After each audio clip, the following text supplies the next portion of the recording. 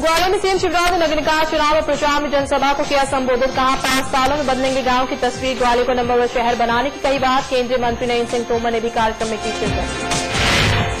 राहगीर डे पर बड़ा स्वाइन फ्लू का खतरा। नगर निगम और जिला प्रशासन बना लापरवाह। राहगीर डे पर अधिकारी को चाहिए सिर्फ वाहवाही। नगर निगम के अधिकारी सफाई पर नहीं दे रहे हैं ध्यान। मध्य प्रदेश कांग्रेस अध्यक्ष शरण यादव के कार्यकाल में जवाहर भवन ट्रस्ट के खाते से 32 लाख रुपए का हुआ गबन। एआईसीसी के खाते से किसी ने निकाले पैसे। दिल्ली से आई जांच की टीम। बिलासपुर में नसबंदी ऑपरेशन से हुई मौतों और उससे पीड़ित परिवार को न्याय दिलाने के लिए कांग्रेस ने निकाली महतारी पदयात्रा। बिलासपुर के बिनारी गांव से शुरू होकर 27 नवंबर को रायपुर पहुंचेगी पदयात्रा। और गृहमंत्री राजनाथ सिंह ने पाकिस्तान पर किया तीखा प्रहार। कहा दाऊद को पाकिस्तान दे रहा है पनाह, हाफिज सईद की कर रहा है मदद।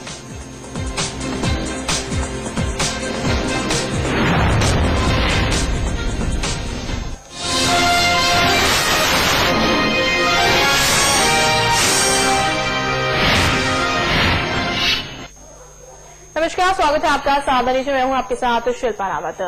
भाजपा का ये कैसा डैमेज कंट्रोल। कद्दावर नेता को पार्टी से निकाला तो उसकी जगह ऐसी व्यक्ति को दे दी जिसकी कोई छवि ही नहीं। हम बात कर रहे हैं राजेश शर्मा की, जिनकी राजनीति में कोई बिसात नहीं।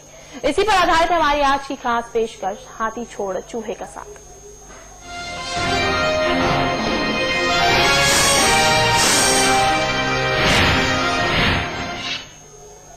पार्टी ने ऐसा डैमेज कंट्रोल किया है कि कद्दावर नेता पूर्व विधायक गिरिजाशंकर शर्मा की जगह एक व्यापारी को दे दी। राजेश शर्मा नर्मदा अस्पताल के मालिक हैं और उन पर मरीजों को लूटने तक के आरोप लगे हैं। नगरीय निकाय चुनाव में असंतुष्ट बागी हो गए। नौबत यहां तक आ गई कि पार्टी को होशंगाबाद से कद्दावर नेता और पूर्व विधायक गिरिजाशंकर शर्मा को निकालना तक पड़ा। मगर ये क्या हो गया? डैमेज कंट्रोल के खेल में ऐसा कंट्रोल किया कि भाजपा हाथी और चूहे का ही फर्क भूल गई। पार्टी ने अपने ही कद्दावर नेता और पूर्व विधायक गिरिजाशंकर शर्मा की जगह राजेश शर्मा को अपना साथी बना दिया, जिसकी राजनीति में कोई बिसात ही नहीं। आपको बता दें कि राजेश शर्मा वही शख्स हैं जो कभी पचौरी के करीबी माने जाते थे, मगर पार्टी अब उन्हें गिरिजाशंकर शर्मा की जगह खाना पूर्ति के लिए ले आई है। आपको यहाँ ये भी बता दें कि राजेश शर्मा नर्मदा अस्पताल के संचालक हैं और उन पर मरीजों को भारी भरकम तरीके से लूटने तक के आरोप भी लगते रहे हैं। मगर पार्टी ये सब कुछ भूलकर डैमेज कंट्रोल में जुटी हुई है। भोपाल ब्यूरो की रिपोर्ट। जी हाँ, इसी मुद्दे पर चर्चा करने के लिए हमारे साथ भोपाल स्टूडियो से हमारे गेस्ट जुड़ चुके हैं। बीजेपी से शैलेंद्र प्रधान जी और कांग्रेस से अमित शर्मा जी। जी हाँ, तो हमारे साथ शैलेंद्र प्रधान जी जुड़ चुके हैं। शैलेंद्र प्रधान जी, आपका चर्चा में बहुत बहुत स्वागत है। शैलेंद्र जी, जिस तरह से यहाँ पर गिरिजाशंकर शर्मा की जगह राजेश जी को दे दी गई है, कितना सही आप उसे मानेंगे? कद्दावर नेता वो आपकी पार्टी के थे, लेकिन उनकी जगह अब राजेश जी को दे दी गई है, जिनकी कोई बिसात ही नहीं है। देखिए जी, जो भी नेता कद्दावर बनता है वो पार्टी में आके पार्टी क्योंकि उसको पद देती है, कद देती है, इसलिए वो कद्दावर हो जाता है जी। और कोई व्यक्ति किसी का रिप्लेसमेंट नहीं होता है जी। राजेश शर्मा जी भी एक अपने प्रोफेशनली एक डॉक्टर है, उनकी एक समाज में प्रतिष्ठा है और निश्चित ही शैलेंद्र जी, ऐसे प्रतिष्ठित लोग किसी भी दल में जुड़ेंगे तो पार्टी को नुकसान नहीं होता, फायदा ही होता है।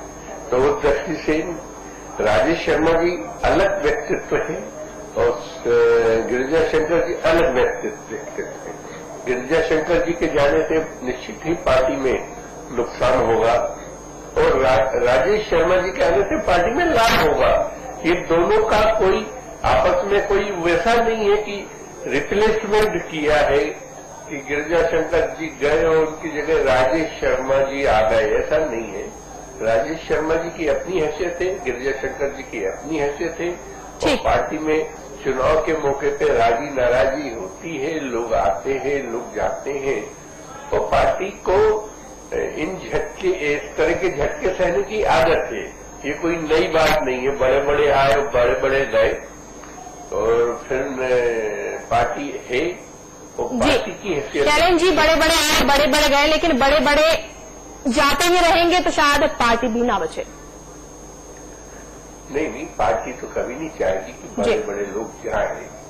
पार्टी तो यही चाहेगी कि जो कार्यकर्ता हमने तैयार किया वो बना रहे। जी। पर अगर कार्यकर्ता व्यक्तिगत प्रतिष्ठा बना के किसी एक उम्मीदवार को ही उम्मीदवार घोषित करो, नहीं तो मैं पार्टी छोड़ दूंगा, क्योंकि पार्टी में जो निर्णय होते हैं वो तो सामूहिक होते हैं। एक हमारे यहाँ पैनल है, पैनल संभागीय स्तर पे वो निर्णय लेता है, उसको प्रदेश स्तर पर अप्रूव किया जाता है।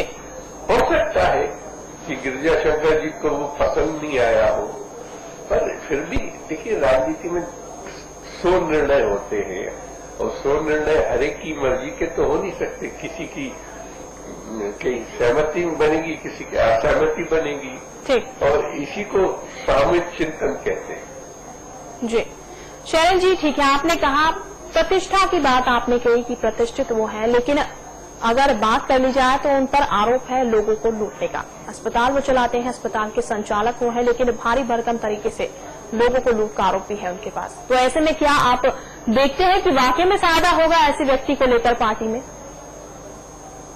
जी देखिए, जब अस्पताल या कोई डॉक्टर का अस्पताल होता है तो उसकी कहीं न कहीं आरोप भी लगते हैं। जब जनता 100 लोगों को फायदा पहुंचाता है डॉक्टर, तो 2-4 को उससे नाराजगी भी रहती है।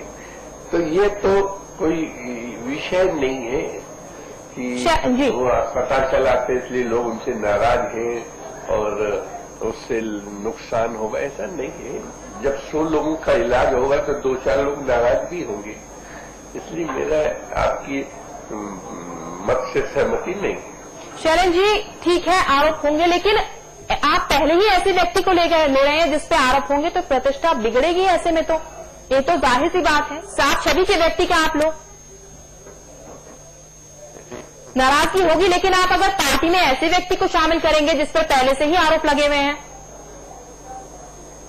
नहीं, आरोप नहीं लगे हैं, कुछ नाराजगी हो सकती है, कुछ शिकायत हो सकती है, और इसके ऊपर ये तो एक सामान्य प्रक्रिया है कि कोई भी कोई व्यापार करेगा तो उस पर आरोप भी लगते हैं और उससे निदान भी होता है। तो मैं ऐसा नहीं मानता उन पर कोई गंभीर किस्म के आरोप प्रत्यारोप है। जी, हमारे साथ यहाँ पर कांग्रेस से भी अमित शर्मा जुड़ चुके हैं। अमित शर्मा जी, आपका चर्चा में बहुत बहुत स्वागत है। धन्यवाद। अमित शर्मा जी, जिस तरह से यहाँ पर गिरिजा शंकर की जगह राजेश जी को लिया गया, यहाँ पर प्रतिष्ठा की बात हो रही है, प्रतिष्ठा की बात ही कर ली जाए तो आरोप उन पर लगे। हालांकि शैलेश जी ये कहते हुए नजर आ रहे हैं कि वो आरोप नहीं है, कुछ लोगों की नाराजगी है, क्या कहेंगे आप? देखिए, अभी सम्मानित शैलेश जी बहुत बड़े नेता है, निश्चित तौर पर अभी जिन्होंने कहा कि जब इलाज होता है तो 2-4 लोगों को वो होती है।